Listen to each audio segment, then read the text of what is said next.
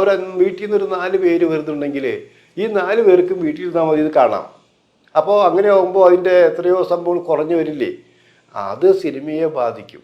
പിന്നെ സിനിമയുടെ നിർമ്മാതാക്കളെ സംബന്ധിച്ച്, മറ്റുള്ളവരെ സംബന്ധിച്ച് ഇപ്പോൾ അത് OTTയിൽ വന്നുകൊണ്ട് വലിയ നഷ്ടം അവർക്ക് ഉണ്ടാവില്ല. കാരണം അവർ വിചാരിച്ച അധികം ലാഭം ഈ സിനിമയ്ക്ക് കിട്ടിക്കഴിഞ്ഞിരിക്കുന്നു. കൂടുതൽ ലാഭം കിട്ടിയാൽ അത് ടാക്സും മറ്റും ഇനത്തിൽ കൊടുക്കേണ്ടവരില്ലേ? അപ്പോൾ ഇപ്പോഴെങ്ങനെ? അപ്പോൾ OTTയിൽ കണ്ടിട്ട് അഭിപ്രായം വരട്ടെ.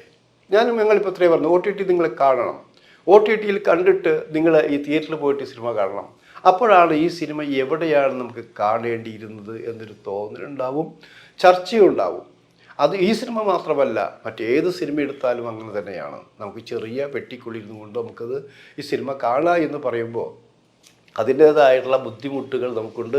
ആസ്വാദന നിലവാരത്തിലൊരു മാറ്റം വരുത്തും ഇല്ലേ? അങ്ങനെ നമ്മൾ ഇത് വൈഡ് സ്ക്രീനിലേക്ക് ഇരുന്ന് കണ്ടാണ് നല്ല രസമായിരിക്കുകയാണത്. അപ്പോൾ ആ ഒരു സുഖം നമുക്ക് കിട്ടില്ല. അങ്ങനെ കിട്ടാതിരിക്കുമ്പോൾ തന്നെ നമ്മളിപ്പോൾ നിർമ്മാതാക്കളോട് നമ്മൾ പറയേണ്ടത് എന്താ? നിർമ്മാതാക്കളോട് നമുക്ക് പറയാൻ പറ്റില്ല. പക്ഷേ OTTക്കാർക്ക് ഒരു കാര്യം ചെയ്യാമായിരുന്നു. ഈ സിനിമ തിയേറ്ററിൽ നിന്ന് ഔട്ടായതിനു ശേഷം OTTയിൽ അവർക്ക് കൊടുക്കാമായിരുന്നു.